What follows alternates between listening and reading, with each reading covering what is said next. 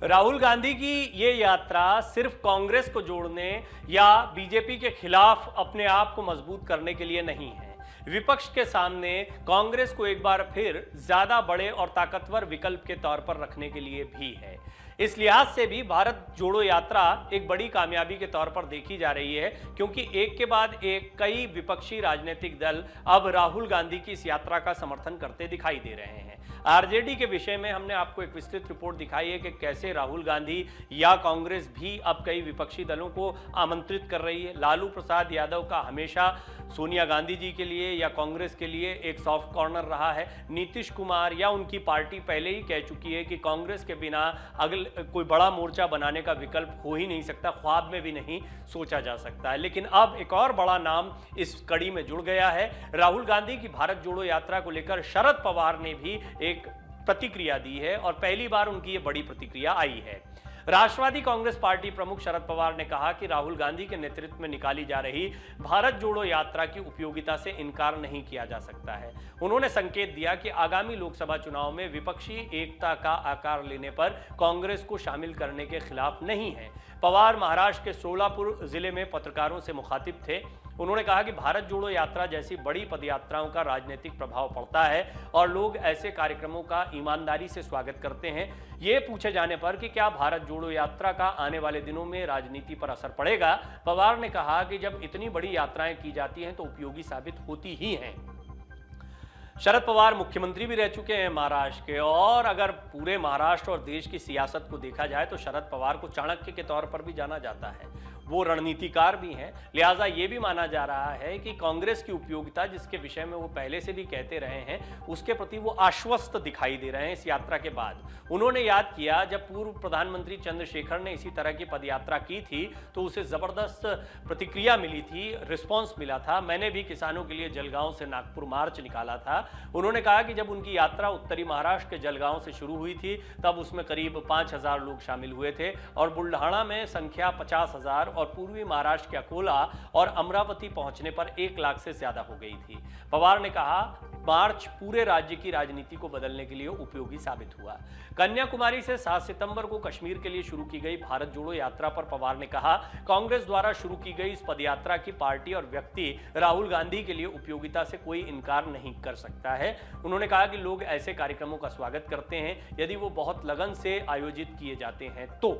पूछे जाने पर कि क्या 2024 के चुनाव में प्रधानमंत्री नरेंद्र मोदी के खिलाफ विपक्ष का संयुक्त चेहरा कोई होगा और क्या विपक्षी दल एक साथ मिलकर चुनाव लड़ेंगे, पवार ने कहा कि भविष्य की किसी व्यवस्था के बारे में अभी कुछ नहीं कहा जा सकता। उन्होंने कहा हर कोई चाहता है कि कुछ किया जाना चाहिए, लेकिन हम किसी नतीजे पर नहीं पहुंचे हैं। चर्चा की जा रही है कि हाल ही में नीतीश कुमार मेरे पास आए थे, इसी विषय पर चर्चा हुई थी। दूसरे दिन तृणमूल कांग्रेस प्रमुख ममता बनर्जी ने मुझसे मुलाकात की थी और उन्होंने भी यही रुख रखा। केरल और तमिलनाडु के नेताओं ने भी इसी तरह की राय रखी, लेकिन अभी तक किसी नतीजे पर नहीं पहुंच पाए हैं। पूछे जाने पर कि क्या कांग्रेस विपक्षी एकता में बाधा बन रही है, एनसीपी प्रमुख पवार ने कहा कि कुछ लोगों का मानना है कि उसे विपक्षी गुट में शामिल नहीं किया जाना चाहिए। उन्होंने कहा हालांकि मेरी राय है कि किसी को दूसरे को शामिल किए जाने का विरोध करने का रुख नहीं अपनाना चाहिए। यहाँ सबसे महत्वपूर्ण बात यह है कि शरद पवार इस वक्त वो व्यक्ति दिखाई देते हैं जिनके इर्द गिर्द विपक्षी एकता लामबंद हो सकती है। वो सबसे सीनियर नेता हैं, उनकी रणनीति का सभी सम्मान करते हैं।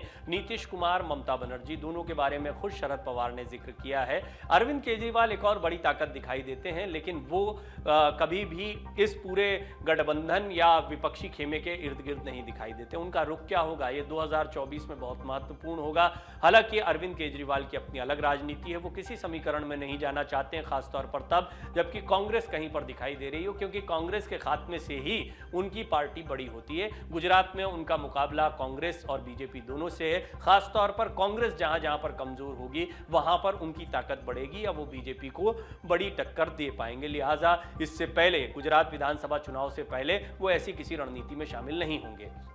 ममता बनर्जी की भी कुछ यही कहानी है। पश्चिम बंगाल में जिस तरीके से आज अधीर रंजन चौधरी तक कह गए हैं कि ममता बनर्जी जो हैं वो प्रधानमंत्री मोदी से मिली हुई हैं, या उनके बारे में जिस तरह की टिप्पणी की वो भी मैं आपके सामने नहीं रख सकता हूं, लेकिन उनका ये बयान काफ़ी चर्चित हुआ और इस बयान से स्पष्ट हो गया कि कांग्रेस और ममता बनर्जी के बीच में किस तरह की दूरियां हैं। सोनिया गांधी और ममता बनर्जी के बीच में भी कभी नज़दीकियां देखने को नहीं मिली और ये पुराना अलगाव है। जब ममता बनर्जी ने कांग्रेस छोड़ी थी तभी से उनकी ये नाराजगियां बरकरार है, लेकिन सियासत का खेल है, इसमें कौन कब किसके साथ चला जाए कहना बड़ा मुश्किल होता है।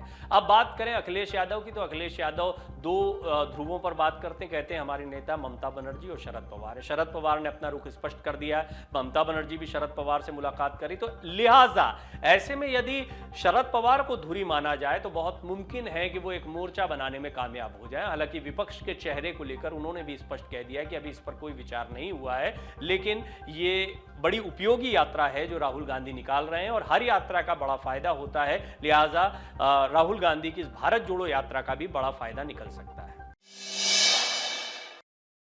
ये चौंकाने वाली खबर हो सकती है कि क्या कांग्रेस की भारत जोड़ो यात्रा के साथ आमंत्रित किया गया है मोहन भागवत को। तंज के लहजे में हो, इशारे में हो, जो भी हो, लेकिन मोहन भागवत का नाम जैसे ही भारत जोड़ो यात्रा के साथ जुड़ता है या कोई भी खबर उनसे जुड़ी हुई आती है तो ये चौंकाने वाली लाजमी तौर पर होती है। पहले कांग्रेस की भारत जोड़ो यात्रा को समझ लेना चाहिए। 22 सितंबर की सुबह कोच्चि के परम्बयम जुमा मस्जिद से शुरू हुई थी। इस दौरान राहुल गांधी ने बच्चों से लेकर बुजुर्गों तक सबसे मुलाकात की, उनसे बातचीत की, लेकिन किसी को भी अंदाजा नहीं था कि आरएसएस चीफ मोहन भागवत भी कुछ समय बाद नई दिल्ली की एक मस्जिद पहुंच जाएंगे। ये कनेक्शन बहुत ही नज़दीक का कनेक्शन दिखाई देता है। और उसके बाद में भारत जोड़ो यात्रा में क्यों बुलाया गया मोहन भागवत को, किसने किस अंदाज में बुलाया गया, ये सभी जानना चाहते हैं। इस रिपोर्ट में हम आपको बताएंगे कि कैसे भारत जोड़ो यात्रा में मोहन भागवत को अब शामिल करने या उन्हें आमंत्रित करने के प्रयास भी किए गए हैं। बेशक जैसा मैंने पहले ही कहा, तंज के लहजे में क्यों ना हो। मुस्लिम समुदाय तक अपनी पहुंच को आगे बढ़ाते हुए आरएसएस प्रमुख मोहन भागवत ने अपने मस्जिद और मदरसा दौरे से सभी को हैरान कर दिया। उन्होंने दिल्ली के कस्तूरबा गांधी मार्ग पर स्थित मस्जिद का दौरा किया और इसके बाद आज़ादपुर में मदरसा तजाविदुल कुरान का दौरा भी किया। इस दौरान उनकी ऑल इंडिया मुस्लिम इमाम ऑर्गेनाइजेशन के चीफ इमाम उर अहमद इलियासी से मुलाकात हुई। इस पूरे घटनाक्रम को लेकर कांग्रेस ने मोहन भागवत और बीजेपी पर निशाना साधा है। कांग्रेस ने मोहन भागवत को भारत जोड़ो यात्रा में शामिल होकर राहुल गांधी के साथ चलने का अनुरोध किया है। कांग्रेस ने दावा किया है कि आरएसएस प्रमुख मोहन भागवत की अखिल भारतीय इमाम संगठन के प्रमुख के साथ बैठक पार्टी की भारत जोड़ो यात्रा का असर है। कांग्रेस ने भागवत से तिरंगा हाथ में लेकर देश को एकजुट करने में राहुल गांधी के साथ चलने का अनुरोध तक कर दिया।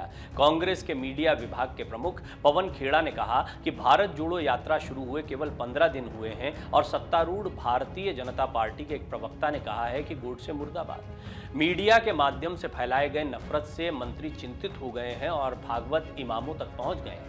पत्रकारों से बात करते हुए कांग्रेस प्रवक्ता गौरव वल्लभ ने भी कहा कि पार्टी के पैदल मार्च के परिणाम कुछ ही दिनों में स्पष्ट दिख रहे हैं। भारत जोड़ो यात्रा को सिर्फ 15 दिन हुए हैं और नतीजे सामने आ रहे हैं। भाजपा के एक प्रवक्ता ने टेलीविजन पर गोडसे मुर्दाबाद कहा था। मोहन भागवत दूसरे धर्म के व्यक्ति के घर जा रहे हैं, ये किसके प्रभाव से हो रहा है? ये भारत जोड़ो यात्रा का असर है। ये तमाम बातें कांग्रेस कह रही है। जब तक मार्च समाप्त होगा तब तक सरकार द्वारा बनाई गई नफरत और विभाजन की राजनीति गायब हो जाएगी। वल्लभ ने यह भी कहा कि हम भागवत जी से अनुरोध करते हैं कि जब यात्रा के कुछ दिनों का उन पर इतना प्रभाव पड़ा है तो वो 1 घंटे के लिए भारत जोड़ो यात्रा में हिस्सा लें, राहुल गांधी जी के साथ हाथ में तिरंगा लेकर चलें, भारत माता की जय का नारा लगाएं। 52 साल तक आपने तिरंगा नहीं पकड़ा, अब पकड़िए और भारत को जोड़िए। पीएफआई के खिलाफ एनआईए की कार्रवाई को लेकर भी कांग्रेस नेता ने बड़ा बयान दिया है। राष्ट्रीय जांच एजेंसी एनआईए के नेतृत्व में पीएफआई पर कार्रवाई के बारे में पूछे जाने पर वल्लभ ने कहा कि जो भी संस्था भारत विरोधी गतिविधियों से संलिप्त है, भारत को तोड़ने की कोशिश करे, उसके खिलाफ कानूनी कार्रवाई होनी ही चाहिए। लेकिन सवाल ये है कि मोदी सरकार ने पिछले 8 वर्षों में पीएफआई पर प्रतिबंध लगाने के लिए कदम क्यों नहीं उठाए? क्या ये आपकी फूट डालो और राज करो की नीति का हिस्सा है? मोहन भागवत भागवत के मस्जिद दौरे पर मायावती ने भी तंज किया है। उन्होंने बीजेपी से तीखा सवाल पूछा है। मायावती ने मुस्लिम उलेमाओं से आरएसएस प्रमुख मोहन भागवत की मुलाकात पर टिप्पणी करते हुए कहा कि क्या इससे मुस्लिमों के प्रति भाजपा सरकारों के रुख में बदलाव होगा। मायावती ने अपने ट्वीट में लिखा, आरएसएस प्रमुख श्री मोहन भागवत द्वारा कल दिल्ली स्थित मस्जिद मदरसे में जाकर उलेमाओं से मुलाकात करने और फिर उनसे अपने आप को राष्ट्रपिता व राष्ट्र ऋषि कहलवाने के बाद क्या बीजेपी और उनकी सरकारों का मुस्लिम समाज व उनके मस्जिद मदरसों के प्रति नकारात्मक रुख बर्ताव में बदलाव आएगा।